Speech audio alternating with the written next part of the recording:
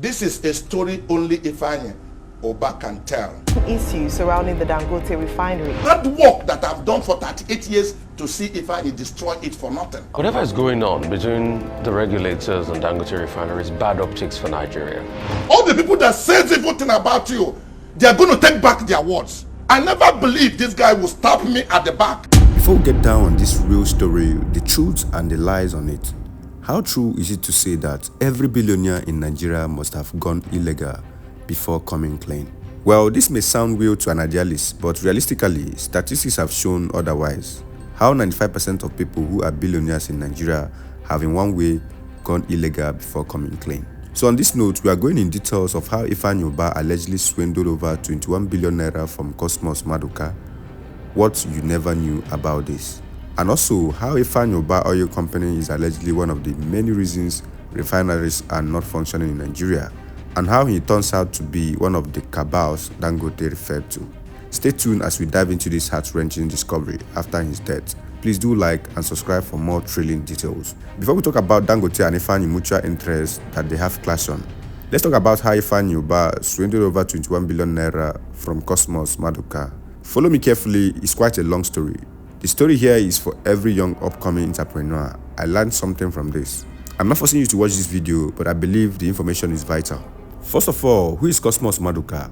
Cosmas Maduka is a renowned Nigerian businessman and philanthropist, best known as the founder and CEO of Cosmas Group, a conglomerate with interests in various sectors, including automobile sales, agricultural, and manufacturing. Born in 1958 in Nnewi, Anambra State, Maduka rise to humble beginning to becoming one of the Nigerian's leading entrepreneurs is a testament to his resilience and business acumen. His group of companies is especially notable one for the role as a major distributor of luxury vehicles in Nigeria, including brands like BMW, Jaguar, and Ford. Talking on the relationship with Ifeanyi Uba and Cosmas Maduka, both Uba and Maduka hail from Anambra State, a region noted for its entrepreneurial spirit. While both are prominent figures in Nigerian business, their relationship has been strained due to significant financial dispute.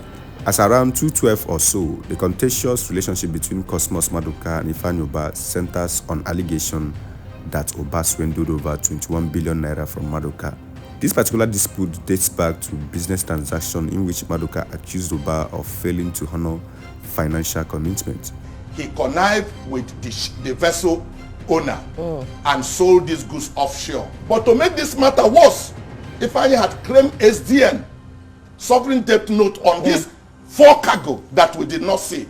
According to Maduka, Uba's action account to a breach of trust and fraudulent behavior, resulting in substantial financial losses for Cosmas Group. The details of the transaction and the exact nature of the agreement between the two businessmen remain complex, involving legal proceedings and public accusation. Can't be alive for hard work that I've done for 38 years to see Ifeanyi destroy it for nothing. I never believed this guy will stab me at the back. He will lose everything he has if he doesn't pay me. Maduka's claims suggest that the funds were intended for business investment, but Uba allegedly misappropriated the money for personal or undisclosed uses.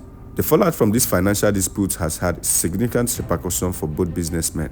For Cosmas Maduka, the alleged loss of 21 billion naira was a severe blow, though his diversity in business interests helped mitigate the impact. But now I saw the person, I know who the thief is. If I told me nothing can happen to him in this country, if he tells that can happen, the country, I said, you can't talk like that. Something will happen to you. For Ifeanyi Uba, the allegation further tarnished his reputation, adding to the controversies surrounding his business and political career.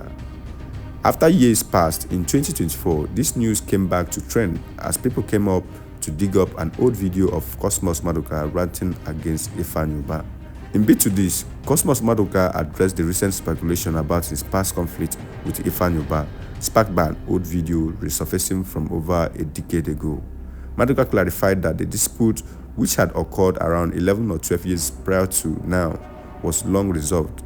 He blamed mischief makers for attempting to reignite tensions by digging up the past.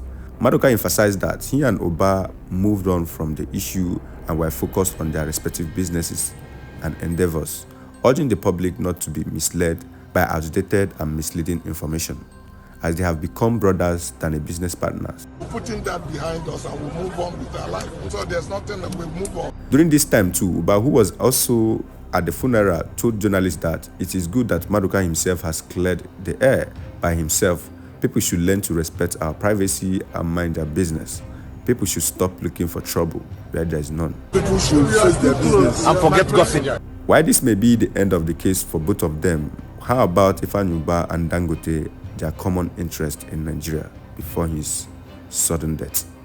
Aliko Dangote, Africa's richest man, is widely known for his diversified conglomerate, Dangote Group, which has recently ventured into the oil refinery sector with the establishment of a massive new refinery. Ifeanyi Uba, another prominent figure in Nigeria, owns Capital Oil and Gas, one of the leading oil distribution companies in the country. While both Dangote and Uba are significant players in the Nigerian business landscape, their relationship is complex, shaped by the competitive and often cutthroat nature of the oil industry. Dangote has openly criticized the entrenched interests and practices within the sector that have hindered the Nigerian progress in refining its own crude oil. The operation of Uba's Capital Oil and other similar companies are often cited as reasons why Nigerian refineries remain non-functional. These companies are part of a powerful group of oil moguls referred to by Dangote as oil cabals. The mafia in oil, they are stronger than mafia in drugs. These cabals have benefited immensely from the importation of refined petroleum products, creating a disincentive to invest or support local refining capabilities. Dangote's criticism of oil cabals in a notable speech, Dangote referred to these oil cabals as more dangerous than drug cartels. He highlighted how their influence has kept Nigerian dependent on imported fuel, despite having the capacity to refine oil locally. This has perpetuated a cycle of insufficiency and corruption within the oil sector, severely impacting the country's economy. Despite the potential benefit of Dangote's new refinery, the Nigerian government has been reluctant to allocate crude oil to it. This reluctance is largely due to pressure from individuals and groups who profit from the status quo of importing refined oil.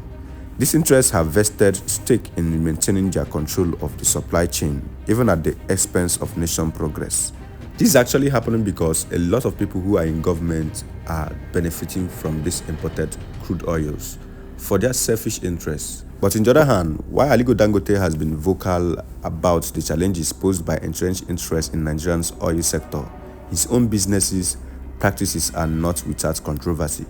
Despite his claims of not being a monopolist, Dangote's dominance in various industries, particularly cement, tells a different story. The dominance has been achieved in part through formidable relationship with past governments, which have allowed Dangote monopolize the industry. Competitors have struggled to gain a foothold as regulatory practices and government policies often seem to favor Dangote's business interests. The lack of competition has led to higher cement prices in Nigeria, affecting construction costs and by extension, economic development. Dangote's recent criticism and frustration within the current government's banding of crude oil allocation for his new refinery highlights a shift in business fortunes. Unlike the previous administration, the current government has not provided the same level of support of favorable policies for his ventures. These changes has prompted Dangote to speak out against the entrenched interest in the oil sector, which he views as being obstructive.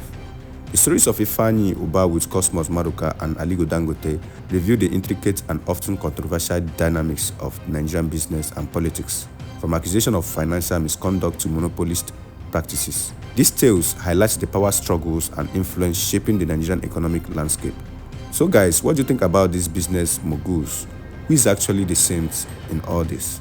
Another big question is, can true reform or protest ever break the grip of powerful interests? Share your thoughts on this. Comment and like. Subscribe for deep dives into the stories that shape our world. Stay tuned for more captivating insights. Bye for now.